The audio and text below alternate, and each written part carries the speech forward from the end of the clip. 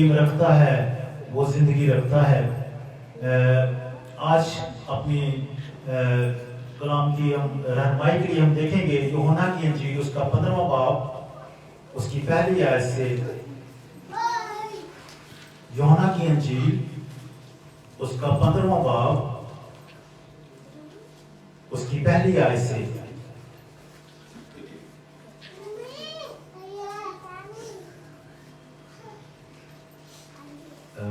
میں چاہوں گا کہ بھائی آصف میری پڑھتے ہیں۔ انگور کا حقیقی درخت میں ہوں اور میرا باپ باغبان ہے۔ جو ڈالی مجھ میں ہے اور پھل نہیں لاتی اسے وہ کاٹ ڈالتا ہے، اور جو پھل لاتی ہے اسے چھانٹتا ہے تاکہ زیادہ پھل لائے۔ اب تم اس کلام کے سبب سے جو میں نے تم سے کیا پاک ہو۔ تم مجھ میں قائم رہو اور میری باتیں تم میں۔ جس طرح ڈالی اگر انگور کے درخت میں قائم نہ رہے تو اپنے آپ سے پھل نہیں لا سکتی، اسی طرح تم بھی اگر مجھ میں قائم نہ رہو تو پھل نہیں لا سکتے۔ میں انگور کا درخت ہوں، تم ڈالیاں ہو۔ جو مجھ میں قائم رہتا ہے اور میں اس میں، وہی بہت پھل لاتا ہے، کیونکہ مجھ سے جدا ہو کر تم کچھ نہیں کر سکتے۔ اگر کوئی مجھ میں قائم نہ رہے تو وہ ڈالی کی طرف پھینک دیا جاتا ہے اور سوکھ جاتا ہے، اور لوگ انہیں جمع کر کے آگ میں جھونک دیتے ہیں اور وہ جل جاتی ہے۔ اگر تم مجھ میں قائم رہو اور میری باتیں تم میں قائم رہیں تو جو چاہو مانگو وہ تمہارے لیے ہو جائے گا۔ میرے باپ کا جلال اسی سے ہوتا ہے کہ تم بہت سا پھل لاؤ، جب ہی تم میرے شاگرد ٹھہرو گے۔ جیسے باپ نے مجھ سے محبت رکھی ویسے ہی میں نے تم سے محبت رکھی۔ تم میری محبت میں قائم رہو۔ اگر تم میرے حکموں پر عمل کرو گے تو میری محبت میں قائم رہو گے، جیسے میں نے اپنے باپ کے حکموں پر عمل کیا اور اس کی محبت میں قائم ہوں۔ میں نے یہ باتیں اس لیے تم سے کہی ہیں کہ میری خوشی تم میں ہو اور تمہاری خوشی پوری ہو جائے۔ میرا حکم یہ ہے کہ جیسے میں نے تم سے محبت رکھی تم بھی ایک دوسرے سے محبت رکھو۔ آمین۔ خدا باپ کا شکر ادا کرتے ہیں خدا کے کلام کے لیے جو ہمارے راہ کی روشنی اور قدموں کے لیے چراغ ہے، جس کی تشریح نور بخشتی ہے اور سادہ دلوں کو عقل مند بناتی ہے۔ یہاں پر ہم نے خدا کے کلام کے اس حصہ میں دیکھا کہ خدا یسوع مسیح نے کہا کہ میں انگور کا حقیقی درخت ہوں۔ کتنے اس بات پر ایمان رکھتے ہیں کہ یسوع مسیح درخت ہے؟ یسوع مسیح درخت ہے۔ یسوع مسیح درخت ہے۔ یسوع مسیح نے کہا میں انگور کا حقیقی درخت ہوں۔ وہ کہ وہ درخت نہیں بلکہ ایک انسان تھے، لیکن انہوں نے تشبیہاً اپنے آپ کو انگور کا حقیقی درخت کہا ہے۔ اور جب ہم اس بات کو دیکھتے ہیں تو ہماری نگاہ، جو کلام پڑھنے والے ہیں وہ جانتے ہیں کہ کلام مقدس میں بیشتر مقامات پر انسانوں کو، شخصی سیاست کو، جو شخصیتیں ہوتی ہیں ان کو درختوں کے ساتھ تشبیہاً بیان کیا گیا ہے۔ سب سے پہلے ہم دیکھتے ہیں پیدائش کی کتاب، وہاں پر ہمیں دو درخت نظر آتے ہیں۔ کون کون سے؟ زندگی کا درخت اور نیک و بدی پہچان کا درخت۔ کیا کبھی کسی نے زندگی کا درخت دیکھا ہے؟ سیب کا درخت دیکھا ہوگا، آم کا درخت دیکھا ہوگا۔ زندگی کا درخت دیکھا ہے کسی نے کبھی؟ یا نیک و بد کی پہچان کا درخت دیکھا ہے؟ یہاں پر بڑے واضح الفاظ ہیں کہ یہ سب کو تشبیہاً ہے۔ خود خدا یسوع مسیح نے اپنی زندگی میں بارہا مقام پر کئی باتوں کو تشبیہاً بیان کیا۔ مثال کے طور پر ایک دفعہ انہوں نے اپنے شاگردوں سے کہا کہ فقیوں اور فریسیوں کے خمیر سے ہوشیار رہنا۔ उन्होंने फिक्र की, उन्होंने कहा शायद हमने रोटी नहीं ली है, वो इस बारे में सोचने लगे। लेकिन खुदा ने कहा कि मैंने रोटी की बाबत नहीं कहा है, मैंने फकीहों और फरीसियों की तालीम के बारे में कहा है। तो कुरान मुकद्दस में ज्यादातर हम देखते हैं कि तशबीहात जो है वो इस्तेमाल की गई हैं, जो रियल जो चीज होती है उसके लिए।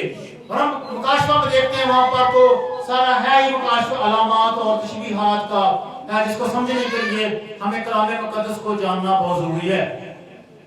मैं इल्तिमास करूंगा अपने सब बहन भाइयों से जो सुन रहे हैं, देख रहे हैं, बराए मेहरबानी अपनी जिंदगी में ऐसा प्रोग्राम बना लीजिएगा कि आप हर रोज सुबह उठकर कम से कम पैदाइश में से या जो ज़बूर है या इस तरह पुराना अहदनामा उसमें से एक हवाला और एक हवाला नए अहदनामे से रोजाना पढ़ा करें, ताकि कलाम जो है वो आपकी जिंदगी में आए। और जब कलाम आपके पास होगा, फंडामेंटल बाइबल लिखा हुआ कलाम जो है वो आपके पास होगा, तो जब कलाम आप सुनेंगे या कलाम को पढ़ेंगे मजीद, तो फिर वो चीजें जो है आपको मुकम्मल तौर पर समझ आ जाती हैं। कलाम को समझने के लिए कलाम का जानना बहुत जरूरी है। अगर आप लिखे हुए कलाम को, क्योंकि पाक रूह भी खुदा के कलाम को इस्तेमाल करता है, अगर आपके अंदर खुदा का कलाम है तो फिर वो उसी कलाम को इस्तेमाल करेगा और आपके लिए और दूसरों के लिए बरकत का बायस बनेगा, जिंदगी का बायस बनेगा। तो खुदा का कलाम जो है वो ज्यादा से ज्यादा ज़िक्र करें। खुदा के बंदा ने कहा कि मैं आए खुदा तेरे कलाम को अपनी जरूरी खुराक से ज्यादा ज़िक्र करता हूँ। जब खुदा का कलाम ज्यादा से ज्यादा ज़िक्र होगा तो तभी हम खुदा में कायम रहेंगे, खुदा में कायम रहेंगे। और यहाँ पर हमने देखा कि खुदा ने कहा अंगूर का हकीकी दरख्त मैं हूँ। अब अगर आप देखें तो खुदावन ने अंगूर ही को क्यों चुना कि मैं अंगूर का हकीकी दरख्त हूँ? बहुत से दरख्त हैं, सेब का दरख्त है, आम का दरख्त है और ऐसे बड़े लजीज फलों वाले हैं जिनको खुदावन कह सकते थे, लेकिन खुदावन ने क्यों अंगूर ही को कहा कि अंगूर का मैं हकीकी दरख्त हूँ? अगर हम देखें तो बनी इसराइल जो है उसको जैतून के साथ भी तशबीह दी गई है और अंजीर के दरख्त के साथ भी तशबीह दी गई है। जैसे खुदा ने कहा कि जब अंजीर का दरख्त जो है उसकी डाली जो फूलती है और उसमें पौंपड़ें निकलती हैं तो तुम अंदाजा लगा लेते हो कि क्या है, गर्मी का सीजन शुरू होने वाला है। तो वहां पर अगर हम देखें तो वहां बनी इसराइल के लिए ये बयान किया गया है कि जब तुम बनी इसराइल को फैलते हुए उसको कायम होते हुए देखोगे तो समझना कि उसकी आमद करीब आ रही है। तो ये चीजें जो है तशबीहन खुदावन ने बयान की हैं बारहा मुकाम पर। और कई बार शागिर्द भी जो थे वो कहते थे खुदावन हमें ये समझा दे, ये तमसील आपने कही है, ये क्या तमसील है, समझ नहीं आई है। तो कलाम मुकद्दस को जानना बहुत जरूरी है। अगर आप लिखे हुए कलाम को नहीं पढ़ेंगे, उसको सुनेंगे, अगर आपको पढ़ना नहीं आता आप सुन सकते हैं, किसी को कहे कि मेरे लिए कलाम पढ़े। और आज के दौर में सबसे बड़ी प्रॉब्लम यही है प्यारे बहन भाइयों कि घरों में 10-10 बाइबलें होती हैं लेकिन पढ़ने के लिए वक्त नहीं होता। लोग पढ़ते ही नहीं है, बाइबल को नहीं पढ़ते हैं। और जब खुदा के कलाम को पढ़ेंगे नहीं तो कैसे आप खुदा के बारे में इल्म हासिल करेंगे? और फिर क्या होता है, यही वजह होती है कि बहुत सी तालीमें, गलत तालीमें पैदा हो जाती हैं और लोग उनके पीछे आंखें बंद करके चल देते हैं क्योंकि उन्हें पता ही नहीं होता है कि क्या लिखा हुआ है और क्या नहीं है। वो लिखे हुए कलाम से तजावुज़ चीजों को अपने लिए अपनाना शुरू कर देते हैं। तो मैं प्यार कर रहा था, यहाँ खुदा ने कहा कि अंगूर का हकीकी दरख्त मैं हूं। अब जो अंगूर का दरख्त है इसके बारे में हम देखते हैं कि जो फल है वो जिंदगी पर असरअंदाज होता है। अगर जिंदगी के दरख्त का फल खाने से क्या होता है, अगर कोई जिंदगी के दरख्त का फल खाए तो क्या होता है, उसके अंदर जिंदगी आती है। और अगर कोई जैसे आदम और हवा ने नेक और बद की पहचान के दरख्त का फल खा लिया, जब तक दरख्त मौजूद था दरख्त ने तो कुछ नहीं कहा किया, लेकिन जब उसका फल खाया गया तो फिर क्या हुआ? लिखा है खुदा ने कहा जिस दिन तूने इसमें से खाया तू मरा। ऐसी क्या बात थी? क्या उसके फल के अंदर कोई जहरीला फल था? कोई ऐसी चीज थी इसके अंदर? नाफरमानी थी। अब क्या होता है जी, हम اب دیکھتے ہیں جو اشتہار بنائے جاتے ہیں یا یہ کیلنڈر بنائے جاتے ہیں یا تصویریں بنائی جاتی ہیں، اس میں دکھایا جاتا ہے ایک درخت ہے، اس پر سیب لگا ہوا ہے، ہوا اس کو پکڑ رہی ہے کھانے کے لیے، اور ایک طرف سانپ جو یہ ہمارے سامنے کیا پھرتا ہے اس کو دکھایا جاتا ہے۔ تو ایسی کوئی بات نہیں تھی۔ اگر سیب کھایا ہوتا تو آج ہم سیب سے منع کرتے، آج ہم سیب نہ کھاتے کہ یہ ممنوع پھل ہے۔ اور اس درخت کے پھل کے اندر موت تھی، جیسے جہاں خدا نے کہا کہ پکیوں فیسوں کے خمیر سے ہوشیار رہنا، ان کی تعلیم سے وہاں پر زندگی کا درخت جو ہے وہ خدا باپ کی پریزنس کو بیان کرتا ہے، جو ٹھنڈے وقت میں ان کے ساتھ باتیں کرتا تھا۔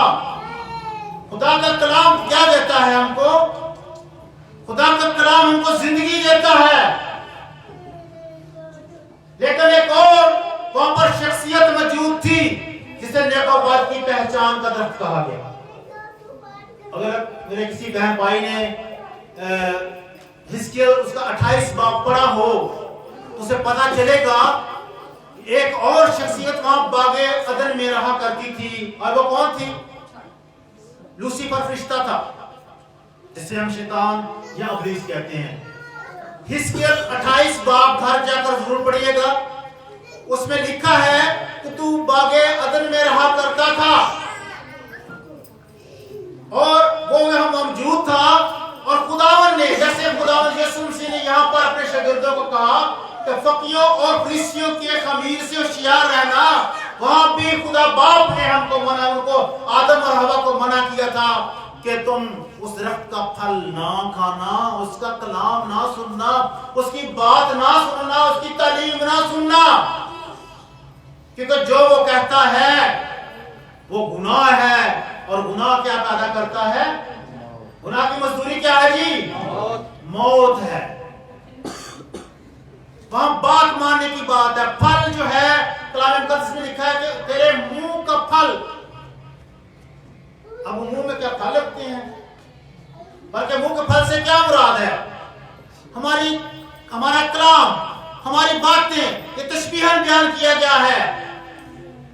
پھل جو ہے وہاں پر یہاں پر بھی ہم دیکھتے ہیں کہ انگور کے حقیقی درخت کے پاس آنے کے لیے میں بتا رہا ہوں کہ جب اس کا پھل انہوں نے کھایا تو وہ مر گئے، کیونکہ وہ گناہ تھا۔ اور خدا کا کلام جب آتے ہیں تو وہ زندگی دیتا ہے، کیونکہ خدا اچھی باتیں بیان کرتا ہے، وہ زندگی کی باتیں ہوتی ہیں۔ اب انگور کے پھل جو ہے درخت جو ہے اس کے کون سا پھل لگتا ہے؟ کیا لگتا ہے پھل؟ سیب لگتا ہے؟ انگور ہی لگ دینا نا، انگور کا پھل لگتا ہے، اور انگور سے کیا حاصل ہوتی ہے؟ میں حاصل ہوتی ہے، اور میں کیا کرتی ہے؟ خدا اور انسان کو مسرور کرتی ہے۔ انگور کا پھل سے میں حاصل ہوتی ہے، اور میرے ساتھ بہن بھائی اس بات سے واقف ہیں کہ جب خداوند یسوع مسیح نے شاعربانی کی تو انہوں نے اپنے خون کو کس سے نسبت دی؟ تشبیہاً کیا استعمال کیا؟ میں کو استعمال کیا۔ انہوں نے کہا یہ میرا خون ہے، وہ کس لیے ہم کو دی جاتی ہے؟ پینے کے لیے دی جاتی ہے۔ ہم کہہ سکتے ہیں کہ جو پھل ہے وہ میں کا جو پھل کی ہمیں دیا جاتا ہے وہ ہمارے اندر کیا کرتا ہے؟ وہ ہمارے اندر زندگی پیدا کرتا ہے، وہ ہمارے خون کے اندر سرایت کرتا ہے۔ جب ہم خون کو اور میں کو اگر ایک جان لیں، اس ناطے سے تشبیہ کہہ رہا ہوں، تو اس نسبت سے یہ ہے کہ ہمارے اندر کس کا خون دوڑتا ہے؟ کس کا؟ خداوند یسوع مسیح کا خون ہمارے اندر دوڑتا ہے۔ اور میں جو ہے اس کے بارے میں ہم دیکھتے ہیں کہ تیسری مہر جو ہے وہاں پر لکھا ہے کہ تو گیو سے پہلے تھوڑا سا مکاشفہ کا 5 باب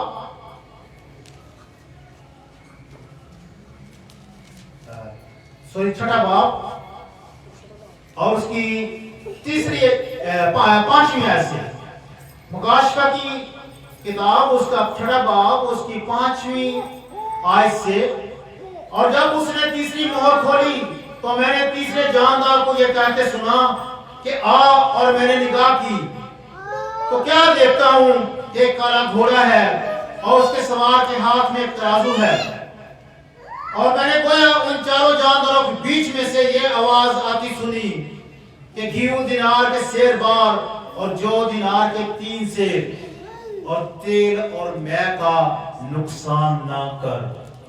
यहाँ पर यह रूहानी बात है, खुदा हमने तौफीक इनायत फरमाई, तो मैं मोहरों को भी आपके सामने बयान करूंगा। तो यहाँ पर उन 4 जानदारों के बीच में से ये आवाज आई, ये खुदा बाप की आवाज है कि तू ना कर, तो इसको किसी को मना किया जा रहा है इसका नुकसान ना कर।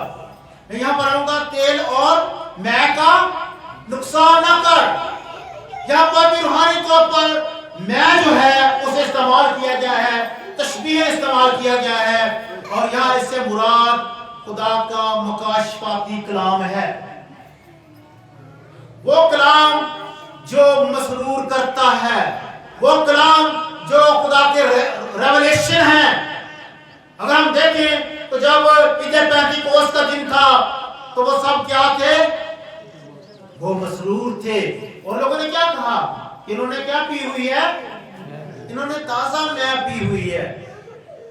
वो ऐसा ही उनका अंदाज था जैसे उन्होंने ताजा मै पी हुई है, लेकिन वो क्या, वो कलाम से, उस रेवलेशन से जब पाक उन पर नाज़िल हुआ उससे मसरूर थे। और खुदावंद यीशु मसीह जो खुदा का कलाम है, जब वो जिंदगियों के अंदर आ जाता है तो जिंदगियां अफसरदा नहीं रहती, जिंदगियां जो हैं वो मसरूर हो जाती हैं। और हम ये देखते हैं कि खुदावंद यीशु मसीह ने कहा, अगर तुम मुझ में कायम रहो और मेरी बातें तुम में, तो जो चाहो मांगो तुम्हारे लिए हो जाएगा। जब खुदावंद यीशु मसीह का रेवलेशन, उसके भेद, उसके मुकाशफात, उसका मैसेज जिंदगी के अंदर आ जाता है तो जिंदगियां भरपूर हो जाती हैं, मामूर हो जाती हैं, मसरूर हो जाती हैं, और तभी खुदा के भेद जब खुलते हैं तो इंसान मसरूर होता है। और इसीलिए कहा कि मैं अंगूर का हकीकी दरख्त हूं। खुदा ने इसीलिए इस दरख्त को चुना, तशबीहन अपने तौर पर तशबीह लेने के लिए कि यह वो दरख्त है जो मसरूर करता है, यह वो दरख्त है जिसमें से मै निकलती है। और उन्होंने शायरबानी के वक्त में अपने खून को मै के साथ निस्बत दी, और इस तरह उन्होंने जो है मै को, यानी कि खुदा के मुकाशफे को, जो खुदा का कलाम है, जब हमारी जिंदगी में आता है तो फिर जो है हमारे अंदर जिंदगी हमारी भरपूर और मसरूर हो जाती है, अगर तुम मुझ में कायम रहो। और आगे लिखा है, अगर तुम मेरे हुक्मों पर अमल करते हो तो फिर क्या हो, तुम मुझ में कायम हो। हाँ जी, कौन सी आती है, अभी हम भाई ने पढ़ा है यहाँ पर, हाँ जी 10वीं आयत, जरा देखिए क्या लिखा है, अगर तुम मेरे हुक्मों पर अमल करोगे तो मेरी मोहब्बत में कायम रहोगे, जैसे मैंने अपने बाप के हुक्मों पर अमल किया और उसकी मोहब्बत में कायम हूं। अगर तुम मुझ में कायम रहो, हम कैसे उसमें कायम रह सकते हैं, जब उसका कलाम हमारी जिंदगी में है तो हम उसमें कायम हैं। और यहां पर लिखा है कि जो मुझ में कायम नहीं रहता वो काट डाला जाता है, और फिर क्या होता है, फेंक दिया जाता है, वो सूख जाता है और लोग उन्हें जलाते हैं। और यहां पर यही बात है कि जब लोग खुदा के कलाम से हुक्म अदूली करते हैं, खुदा की उसके कलाम को छोड़ देते हैं, तो वो उसमें कायम नहीं रहते हैं। एक ही सबब है खुदावंद में कायम रहने का, और वो कौन सा है, उसके अहकाम, उसके कलाम के अंदर कायम रहना। जब हम उसके कलाम के अंदर हैं तो फिर हम उसमें कायम हैं। अगर उसके कलाम के अंदर नहीं है, उसके कलाम से हट गए हैं, तो फिर उसमें हम कायम नहीं है। तभी जिंदगियां सूख जाती हैं, मुरझा जाती हैं, मर जाती हैं, जब उनके अंदर से खुदा का कलाम चला जाता है। और इब्लीस क्या करता है? इब्लीस क्या काम करता है जी? खुदा ने एक तमसील में बयान किया था कि इब्लीस क्या काम करता है। वो उस कलाम को, उसका एक ही काम है, बस सिर्फ एक काम है कि वो जिंदगियों में से खुदा के कलाम को उठा ले जाता है। अगर वो तमसील जो खुदा ने राह के किनारे कलाम फेंकने की, बीज बोने वाले की तमसील है, अगर आपने पढ़ी हो तो आपको पता होगा, यकीनन वहां पर लिखा है कि वो बीज जो बयान किया गया वो खुदा का क्या है? कलाम है। चार तरह की जमीनें दिखाई गई हैं वहां पर, जिनके अंदर वो बीज बोया जाता है और फिर कैसा वो फल लाती है। क्या वो क्या करता है? इब्लीस जिंदगियों में से कलाम को ले जाता है। मुसीबतों के अंदर लोग जो है जब आते हैं तो खाशियों के अंदर आते हैं, तो फिर कलाम जो है वो फिर चला जाता है, लोग कलाम से हट जाते हैं। लेकिन जरखेज जमीन जो कि खुदा के लिए को कलाम को कबूल करती है, वही 100 गुना फल लाती है। अब अंगूर का जो हकीकी दरख्त है, उसकी मैं जो है, उसका कलाम जो है, उसका रेवलेशन जो है, उसका वक्त का पैगाम जो है, जब वो जिंदगियों के अंदर आता है तो जिंदगियां आज के दौर में कायम होंगी। लेकिन जिनके पास खुदा का मुकाशफा नहीं है, मैसेज नहीं है, वक्त का पैगाम नहीं है, वो लोग क्या होता है? बर्बाद हो जाते हैं। नूह के वक्त खुदा ने कलाम किया कि कश्ती में आ जाओ, अगर बचना चाहते हो तो एक ही जरिया है बचने का, और वो क्या है? कश्ती में आ जाना। और लोगों ने क्या किया? 120 साल खुदा का बंदा कश्ती बनाता रहा और कलाम करता रहा, लेकिन लोगों ने खुदा के कलाम को रद्द किया। उन्होंने अपनी ख्वाहिशात के पीछे वो चल दिए, उन्होंने उसका मजाक उड़ाया और वक्त के पैगाम को ठकरा दिया, और वो तूफान नूह में डूब कर मर गए। आज के दौर में भी जो खुदा ने अपना पैगाम दिया है, अगर लोग उस कलाम को, उसके मैसेज को, कि आज वक्त है कि हम दुल्हन के लिए, आसमान की बादशाहत के लिए अपने आप को तैयार करें, अगर उसको छोड़कर हम इस बात को मजाक बनाते हैं या इसको छोड़कर चल दिए जाते हैं, तो यकीनन हम इसको रद्द करते हैं और इसका अंजाम भी तूफान नूह से कम नहीं होगा। लोग दीवारों के साथ सर मारेंगे, रोएंगे, चिल्लाएंगे, लेकिन वक्त गुजर गया होगा। आज का कलाम यह है कि अपने आप को आसमान की बादशाहत के लिए तैयार करो। आज का कलाम यह है कि खुदा के कलाम को जिंदगी में बसने दो, उसके मुताबिक फल लो और तुम्हारा फल कायम होगा। अगर वक्त का पैगाम जिंदगी के अंदर नहीं होगा तो फिर क्या होगा? फल कायम नहीं रहेगा। आज हम नूह के वक्त का पैगाम नहीं दे सकते कि कश्ती में आ जाओ। आज हम किसी दौर और अपने मूसा का कलाम नहीं दे सकते कि अपने आप को तैयार करो और उस तरह मिस्र से निकल जाना है या इस गांव से निकल जाना है, ऐसा नहीं है। बल्कि आज का पैगाम यह है कि हमें दुल्हन कलीसिया के लिए अपने आप को तैयार करना है, और उस कलाम को, उसमें कायम रहने के लिए हमें खुदा के कलाम को अपनी जिंदगी में लाना बहुत जरूरी है। और आज का दौर है कामलियत का, क्योंकि कामल इंसान ही आसमान की बादशाही में जाएंगे, और इसके लिए हमें बहुत दौड़ धूप करने की जरूरत नहीं है, क्योंकि हमारे पास ऐसा कोई मौजूद है जिसके बारे में लिखा है कि ईमान के बानी और कामल करने वाले यीशु को तकते रहो। हमें कहीं जाने की जरूरत नहीं है, हमें खुदा के कलाम के पास आने की जरूरत है। हमारा कामल करने वाला मौजूद है, वो हमारी कमियों कमजोरियों को हमारी जिंदगी से निकालने पर कादिर है। वो है जो ईमान का बानी है, वो हमें ऐसा ईमान बख्शेगा, रैप्चरिंग फेथ देगा, जिससे हम उड़कर बादलों पर से इस्तिकबाल करेंगे। वही है जो हमको कामल करने पर कादिर है, जो हर रोज हमें नए से नए बनाते चले जाएगा। और हमको खुदा ने किस लिए चुना है कि हम उसके बेटे के हम शक्ल हों। हम शक्ल होने से क्या मुराद है? हमारी दाढ़ी हो जाएगी, उसकी तरह मूंछें होंगी, उसकी तरह बाल होंगे? नहीं, उसकी हम शक्ल होने से मुराद ये है कि जैसे वो है वैसे हम हो जाएंगे। वो कैसे? क्योंकि वो अंगूर का दरख्त है और हम उसकी क्या है? डालियां हैं, और हमारे अंदर उसी का खून दौड़ता है, हमारे अंदर उसी की फितरत दौड़ती है। मैं रात को ब्रदर ब्रानम की इस बारे में पढ़ रहा था कि वो उस बारे में क्या बयान करते हैं। उन्होंने बड़ी प्यारी बातें बयान की। एक बात जो मैं चाहूंगा आपके सामने पढ़ना चाहूंगा कि मैन ऑफ गॉड ने बड़ी सुपर बात कही।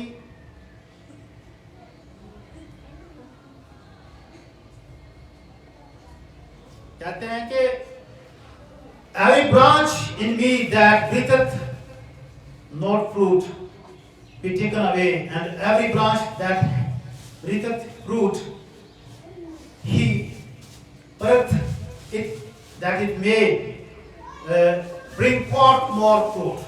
और ज्यादा फल है। जो डालियां मुझ में कायम रहती हैं वो काट डाली जाती हैं, और जो मुझ में कायम रहती हैं वो उनको छांटता है ताकि और फल लाएं। फिर वो कहते हैं usually the majority of the grapefruit branch is cut off. The human self will is no use to God's plan. The best thing we can do is die to ourselves. उन्होंने कहा अगर आप फल लाना चाहते हैं तो सबसे बड़ी बात क्या है कि क्या करें? अपनी सेल्फ को मार दें। जैसे पौलुस रसूल कहता है कि मैं हर रोज क्या करता हूं? मरता हूं। उन्होंने कहा मैं जिंदा न रहा बल्कि मसीह मुझ में जिंदा है।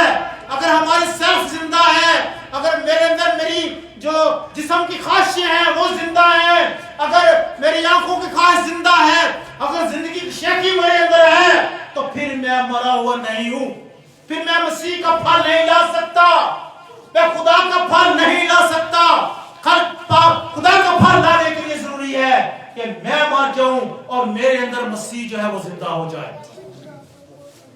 जब मसीह मेरे अंदर होगा तो फिर ही मैं वो फल लाऊंगा, क्योंकि जो दरख्त जो डालियां होती हैं वो कौन सा फल लाती हैं? जिस दरख्त के अंदर वो व्यवस्था होती हैं उसी का फल लाती हैं। अगर हम अंगूर के दरख्त के अंदर हैं तो हमें अंगूर ही लगने चाहिए।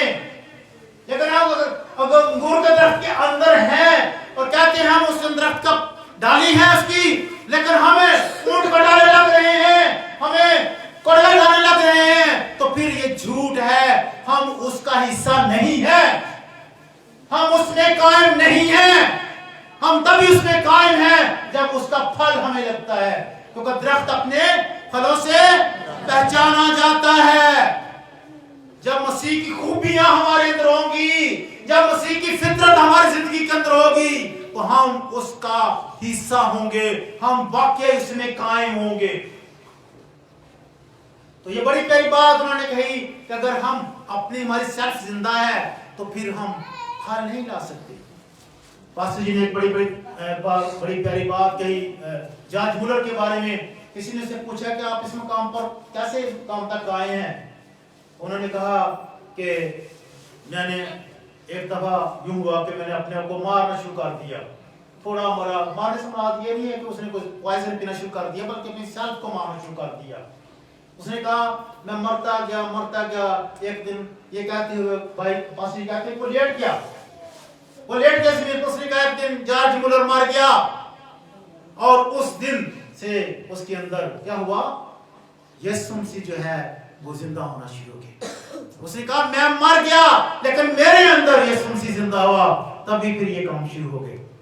अगर तुम मुझ में कायम रहो और मेरी बातें तुम में, तो जो चाहो मांगो वो तुम्हारे लिए हो जाएगा। अगर हम देखना चाहते हैं तो जो कुछ हम मांगते हैं वो हमें मिलता क्यों नहीं है? क्योंकि हम उसमें कोई बस्ती नहीं है, हम उसकी डालियां नहीं है, और हम वैसे ही कहते जा रहे हैं, तो ऐसा कुछ नहीं होगा। अगर हम देखते हैं कि वो हमारे अंदर फल लाए, अगर हम देखना चाहते हैं कि जो कुछ हम मांगते हैं वो हमें मिल जाए।